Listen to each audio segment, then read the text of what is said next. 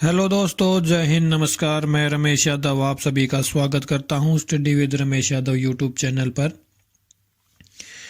आज हम 18 मार्च 2024 का करंट अफेयर की क्लास देखेंगे। जो भी इम्पोर्टेंट पॉइंट्स हैं, क्वेश्चंस हैं, उनके बारे में हम यहाँ पे पढ़ेंगे। उम्मीद करता हूँ अभी तक जो क्लासेज हुई है आपको पसंद आई होगी, और अगर आज की क्लास पसंद आती है तो लाइक करें, शेयर करें, चैनल को सब्सक्राइब करें।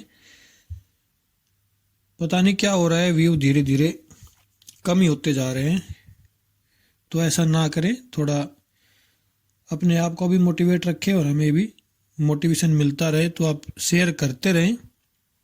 तो चलिए शुरू करते हैं आज की क्लास। 18 मार्च 2024 का current affair. Point number 1, Maharashtra ने विदर्भ को हराकर 42वीं रणजी ट्रॉफी जीती। तो रणजी ट्रॉफी किसने जीती है? महाराष्ट्र, या मुंबई भी आ सकता है। मुंबई अगर आ जाए तो कोई इशू नहीं है, मुंबई भी एक ही बात है। महाराष्ट्र की टीम है मुंबई, तो उन्होंने रणजी ट्रॉफी जीती है विदर्भ को हराकर। तो आप कमेंट करके बताएं कि विदर्भ कहाँ की टीम है, विदर्भ का रिलेशन किस राज्य के साथ है। आप ये चीज़ कमेंट करके बताएं। चलिए देखते हैं इसके बारे में। अजिंक्य रहाणे के नेतृत्व में मुंबई क्रिकेट टीम ने रणजी ट्रॉफी के फाइनल में विदर्भ को हराकर अपना 42वां खिताब जीता। 169 रनों से इन्होंने हराया है। 169 रनों से हराया है। और कप्तान कौन थे? अजिंक्य रहाणे। आप इनको खूब जानते होंगे, भारत की टीम में प्लेयर हैं ये अजिंक्य रहाणे। तो 42वीं रणजी ट्रॉफी जीती है। पहले क्या है कि सिलेक्शन जो इंडिया की टीम में सिलेक्शन होता था, और अब भी बहुत ही मायने रखता है। रणजी ट्रॉफी सबसे बड़ी क्रिकेट ट्रॉफी मानी जाती है भारत की, आईपीएल के बाद, क्योंकि अब तो आईपीएल आ गई है ना, उससे पहले रणजी थी। तो चलिए नेक्स्ट पॉइंट देखते हैं। हैदराबाद में विश्व आध्यात्मिक महोत्सव का आयोजन किया गया। तो विश्व आध्यात्मिक महोत्सव, देखो आध्यात्म क्या होता है? आध्यात्म में आदमी सब चीजों को, सब मोह माया को छोड़ के भगवान की शरण में चला जाता है, उसको कहते हैं आध्यात्म। जैसे साधु संत जो होते हैं वो आध्यात्म की तरफ उनका झुकाव होता है। जो भी अपने घर बार को, उनमें बाल बच्चों को छोड़कर और भगवान की तरफ चल देते हैं, उनको हम आध्यात्मिक व्यक्ति कहते हैं। तो उसी का महोत्सव मनाया गया था हैदराबाद में। हमारे राष्ट्रपति जी ने वहाँ पे हिस्सा लिया था। तो इम्पोर्टेंट यही रहेगा कि विश्व आध्यात्मिक महोत्सव कहाँ मनाया गया? हैदराबाद में मनाया गया। तेलंगाना की राजधानी है हैदराबाद। तो चलिए आगे चलते हैं।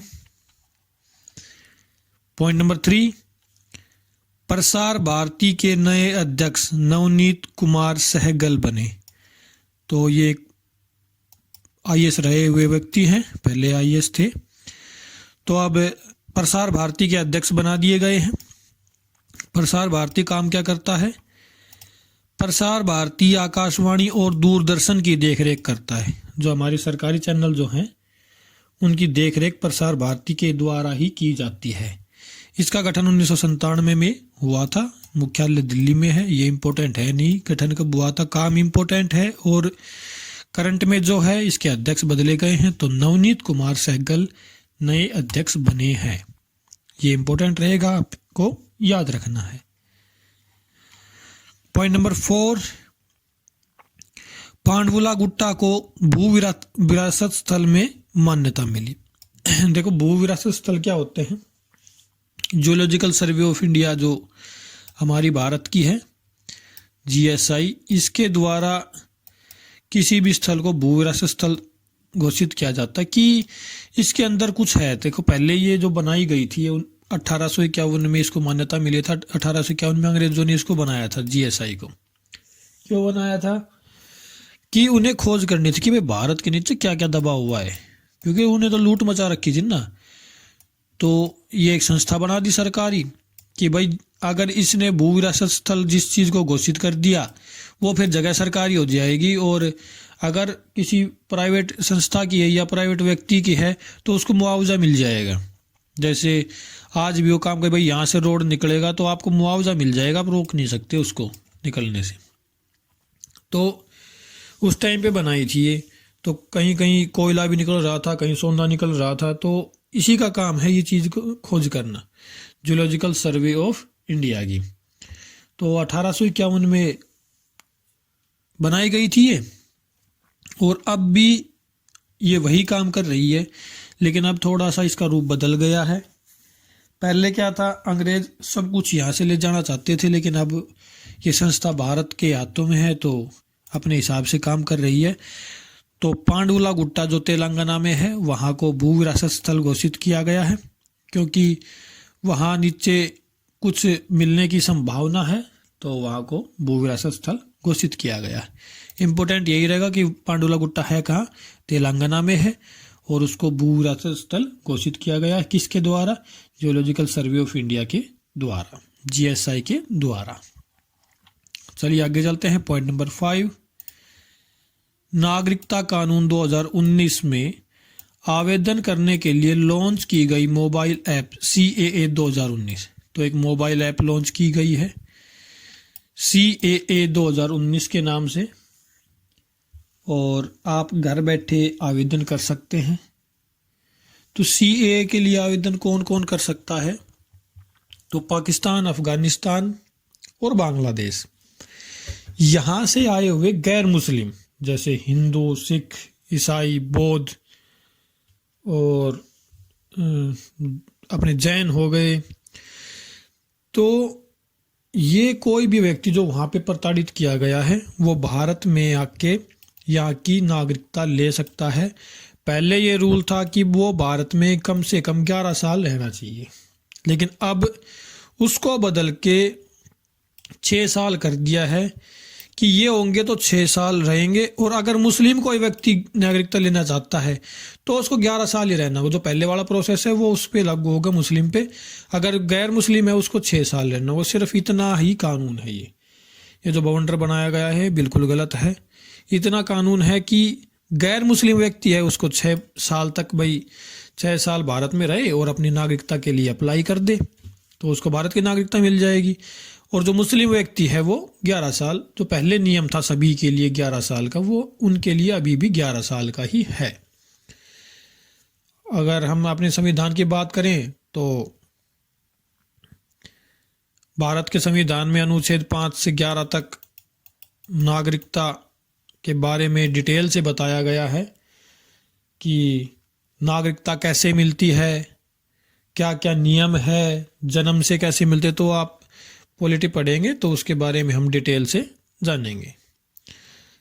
तो 2000 जो नागरिकता कानून जो संशोधन 2019 है, इसके रिगार्डिंग एक एप्लीकेशन लॉन्च की गई है CAA 2019। ये हमें याद होनी चाहिए। नागरिकता कानून सबसे पहले 1955 में आया था, 1955 में, और इसमें 6 बार संशोधन किया जा चुका है। जो 6ठी बार संशोधन किया गया है वो 2019 में किया गया है। 2019 से पहले की बात करें 2015 में किया गया था। सबसे पहले की बात करें तो 1986 में इसको पहली बार संशोधित किया गया। तो इतना इम्पोर्टेंट होगा नहीं, जो करंट में चल रहा है वही इम्पोर्टेंट होता है। चलिए आगे चलते हैं। पॉइंट नंबर 6, लोकसभा चुनाव 7 चरणों में आयोजित किया जाएगा। तो आपको पता होगा कि लोकसभा चुनाव की घोषणा कर दी गई है। 18वीं लोकसभा है हमारी, तो उसके चुनाव की घोषणा कर दी है। राजीव कुमार हमारे चीफ इलेक्शन कमिश्नर, आपको पता ही होगा राजीव कुमार जी हैं।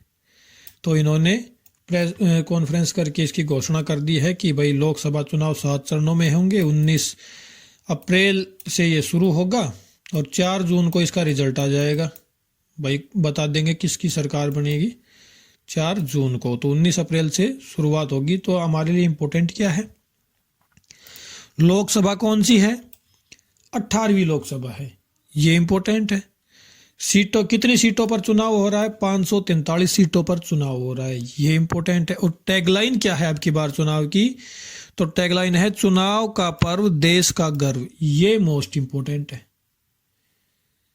चुनाव का पर्व देश का गर्व मोस्ट इम्पोर्टेंट होगा, तो आप इसको याद रखना और मुझे कमेंट करके बताओ कि पहले आम चुनाव कब हुए थे। मैं आपको बता देता हूँ, 489 सीटों पे हुए थे पहले आम चुनाव, जिसमें कांग्रेस जीती थी। तो आप कमेंट करके ये बताएं कि सन क्या था जब पहले आम चुनाव हुए थे। तो चलिए आगे चलते हैं। पॉइंट नंबर 7, आइसलैंड में ज्वालामुखी विस्फोट के बाद आपातकाल की घोषणा की गई। तो ज्वालामुखी विस्फोट हुआ है वहाँ पे, तो सरकार ने वहाँ के कुछ क्षेत्र को हटा दिया गया है कि भाई लोगों के स्वास्थ्य को नुकसान हो सकता है यहाँ पे, तो वहाँ पे इमरजेंसी लगा दी गई है। तो क्या है इमरजेंसी आइसलैंड की?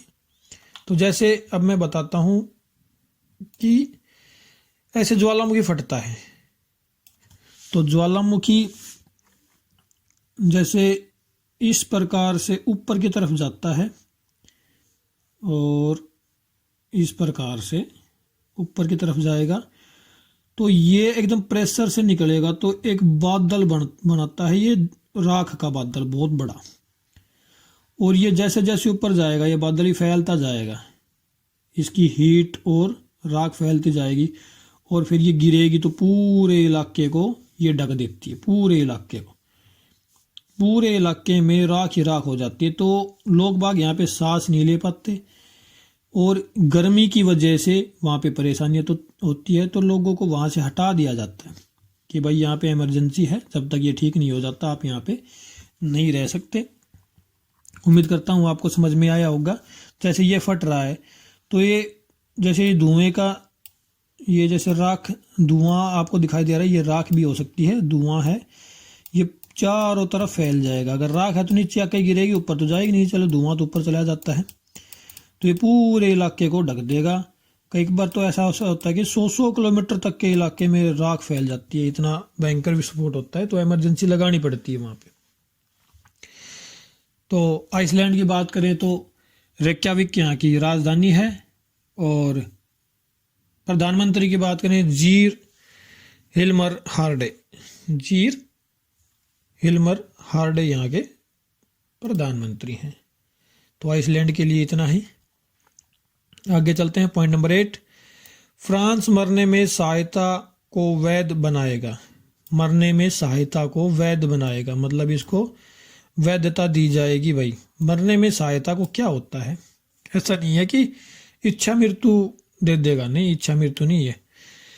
मरने में सहायता क्या है कि कोई व्यक्ति, अब डॉक्टर ने ये बोल दिया भाई, जैसे अगर इसको कैंसर है, देखो कैंसर का इलाज तो है, एक कोई आदमी है इसको कैंसर बता दिया भाई ये 2-4 दिन में मरने वाला है, और उसको बहुत ज़्यादा पेन हो रहा है, वो बहुत ज़्यादा परेशान है, लेकिन घोषित ये हो गया है कि ये 2 दिन में मर जाएगा, तो 2 दिन ये बहुत ज़्यादा तड़पेगा, तो इनके घर वालों से परमिशन लेके और इनको इंजेक्शन ऐसा दे दिया जाएगा कि ये 2 दिन बजाय आज ही मर जाए। तो ऐसे व्यक्ति की मरने में सहायता की जाएगी जिसकी डॉक्टर ये बोल दें कि भाई ये इतने दिन में कन्फर्म मर जाएगा, इसका कोई इलाज नहीं है, तो उन्हीं को सहायता मिलेगी। ऐसा नहीं है कि कोई भी आदमी भाई मैं मरना चाहता हूँ तो उसको इंजेक्शन लगा दे, नहीं, ऐसा कुछ नहीं होगा। तो मरने में सहायता को मेरा मतलब आप समझ गए होंगे। तो फ्रांस एक ऐसा देश है जो इसको वैध बनाएगा। अभी बनाया नहीं है लेकिन घोषणा हो चुकी है इसकी। फ्रांस की राजधानी आपको पता ही होगा, पेरिस, फैशन नगरी जिसको बोलते हैं। सबसे ज़्यादा फैशन पेरिस में ही होता है। और राष्ट्रपति हैं एनामुअल मैक्रोन, जो हमारे गणतंत्र दिवस पर भारत आए थे। तो यहीं तक थी आज की क्लास। उम्मीद करता हूँ आपको पसंद आई होगी। अगर क्लास पसंद आई है तो लाइक करें, शेयर करें, चैनल को सब्सक्राइब करें और कमेंट करके ज़रूर बताएं कि क्लास कैसी लगी। और जल्द ही लाइव क्लास शुरू करेंगे, लेकिन थोड़ा डिमोटिवेट हो जाते हैं, धीरे धीरे व्यू कम हो रहे हैं, तो उसका कोई समाधान आप भी निकालिए, हम भी निकालने की कोशिश करते हैं। और कल की क्लास, जो कल की क्लास होगी 19 मार्च की, वो हो सके तो मैं 20 मार्च को ले पाऊँगा, क्योंकि कल आज शाम को कहीं बाहर जाना है, अगर मैं टाइम से वापस आ गया, सुबह 5 बजे तक भी वापस आ गया, तो मैं आपकी क्लास रिकॉर्ड कर दूंगा। अदरवाइज कल की क्लास परसों होगी, दोनों क्लास एक साथ ले लेंगे, जैसे पीडीएफ बना के पीडीएफ डाल देंगे, वो कोई इश्यू नहीं है। तो आज की जो क्लास की पीडीएफ है वो आज की क्लास के डिस्क्रिप्शन में मिल जाएगी, आप वहाँ से डाउनलोड कर सकते हैं। तो आज के लिए इतना ही, फिर मिलेंगे। क्लास देखने के लिए आपका बहुत बहुत धन्यवाद। Thank you very much.